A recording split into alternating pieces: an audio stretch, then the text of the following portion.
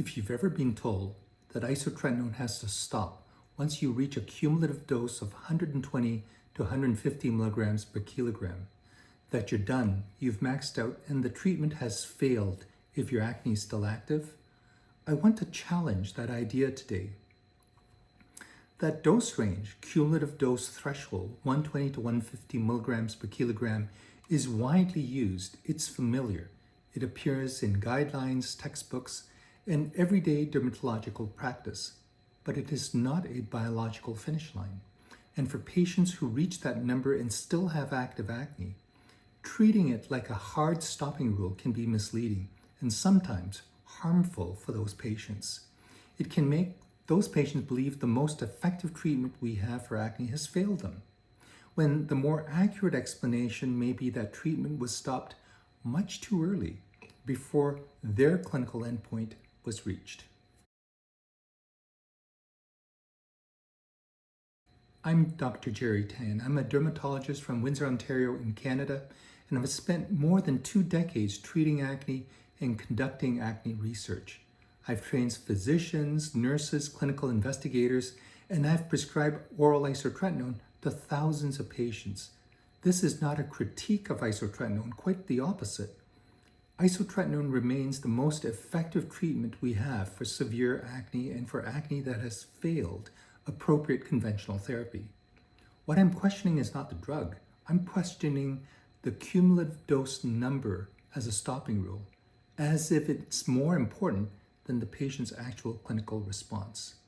Now, I want to walk through with you where that 120 to 150 milligram per kilogram target came from, what the evidence does and does not show, and why I think the better approach is to treat to clinical remission, not to a number.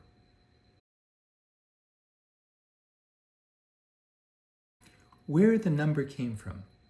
Here's something most patients and many prescribers may not realize. The 120 to 150 milligram per kilogram cumulative dose target did not come from large, well-designed modern cumulative dose trials. It actually emerged from earlier original studies in severe treatment-resistant nodulocystic acne, including dose-response studies for acne, not for remission, for improvement of acne in the 1980s. One of the most widely cited studies was a multi-center study from 1984 enrolling 150 patients comparing different daily doses of isotretinoin over a fixed time period.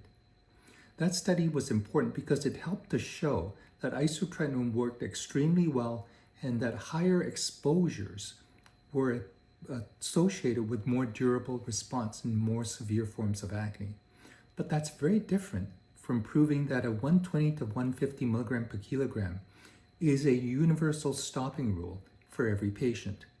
However, over time, that number has become ingrained and become the treatment course target. In practice, it became the finish line. Hit 120, hit 150, stop. But acne biology does not behave that way. There's no evidence that the oil gland, called the sebaceous gland, the follicle, the inflammatory pathway, or the relapse risk suddenly changes the moment the patient crosses that 150 milligram per kilogram threshold. It's a reference point that is now 4 decades old. It's definitely not a sacred threshold and was not established on good science. So what happens when we look specifically for the evidence supporting that cumulative dose remission threshold? Well, a systematic review that my colleagues and I published examined exactly that question. We looked at the evidence behind the commonly recommended cumulative dose range of 120 to 150 milligrams per kilogram. What we found was that there were very few studies that directly tested that cumulative dose range as a true remission threshold. And the ones that were evaluating that, there were 2 by the way, were considered to be low quality. Across all that literature, definitions of clearance, relapse, and remission varied so widely from one study to another that you could not compare them. Now, that really matters because if one study defines relapse as needing another course of isotretinoin, Another defines it as a return of any active acne lesions. Another defines remission differently again. Then it becomes very difficult to make a clean universal rule. The conclusion was not that cumulative dose was irrelevant. The conclusion was that it was based more on historical treatment conventions than on strong evidence proving a precise biological threshold. There's other evidence that points the same way. A large clinical review found that relapse was not clearly predicted by daily dose or cumulative dose when treatment was continued for at least 2 months after complete acne clearance. So that's important. The number matters less if the patient is treated long enough after becoming clear.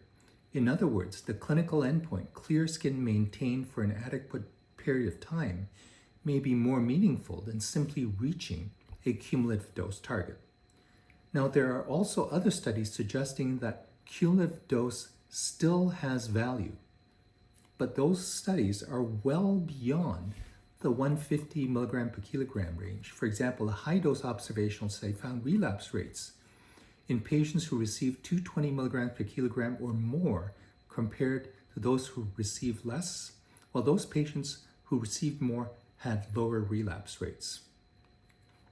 So these studies, including others, support the concept that the relationship between dosing as well as remission is not a cliff whereupon the 120 to 150 is the magic line. It seems to be more a gradient, and the relationship is gradual, where it's increasing over time. It did not show that pushing dose indefinitely is better. So the fairest reading of the evidence is this: cumulative dosing is an old concept without biological or scientific evidence, and it should be replaced with clinical response. A patient who is clear and has remained clear may not need to keep going just to hit a traditional number. And a patient who still has active acne should not automatically be told that isotretinoin has failed simply because they reached 150 milligrams per kilogram.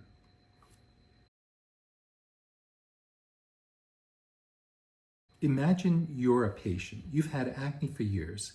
It's progressively worsening. You're getting increasingly bothered, embarrassed, and you finally start isotretinoin after mulling it over for months. You deal with dry lips, dry skin, blood tests, pregnancy prevention requirements where it's relevant, and the emotional burden of waiting for your skin to improve. And then month by month, you start to see progress, but you're not clear yet. You still have active acne lesions. Then you hit the dosing 150 milligrams per kilogram. And you're told that's it. You've reached maximum dose. We have to stop. What message does that patient hear? They hear, I did the strongest acne treatment. I did everything right, and it still didn't work for me. That can be devastating. It can make people lose trust in treatment, in the whole medical process, make them feel like their acne is untreatable. It can make them feel like giving up. But in some cases, the drug may not have failed. The stopping rule, that was what failed. The cumulative dose idea, that was what failed. The problem was not isotretinoin. It was that we treated to a numerical target being more important than treating that patient's skin and what that skin is telling us.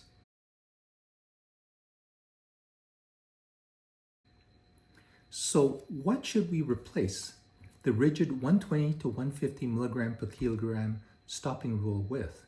A better approach is to treat the patient. Treat the clinical remission, that is no active acne, the patient is clear or as close to clear as reasonably achievable, and remains stable for an adequate period of time while still on treatment. And a practical rule may be to continue that treatment for roughly 1 to 2 months after complete clearance. The exact duration will need to be individualized to that individual patient. That does not mean everyone should receive higher doses. It does not mean treatment should just continue indefinitely. And it doesn't mean ignoring side effects, lab findings, pregnancy prevention, mood symptoms, patient preference, or overall risk-benefit judgment. For some patients, for example, stopping before 120 milligrams per kilogram may be reasonable if they clear early and stay clear. For others, continuing beyond 150 milligrams per kilogram may be quite reasonable if they are tolerating treatment, still have active acne, and have yet not reached a clinical endpoint of clear, almost clear. This is not anti-isotretinoin. It is pro-isotretinoin used properly. And it's a call for individualized, response-based treatment rather than a rigid, number-based ritual.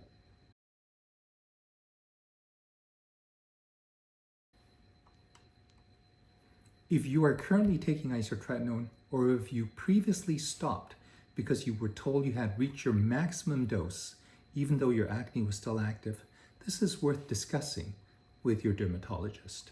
Ask about your clinical endpoint. Ask whether you were clear. Ask whether you stayed clear for long enough before treatment was stopped. Do not change or extend isotretinoin on your own. This medication requires medical supervision. Do not assume that 120 to 150 milligram per kilogram is a biological finish line. It is not. Acne treatment should be based on the patient in front of us, not just on the number on the cumulative dose calculator. Thanks for watching.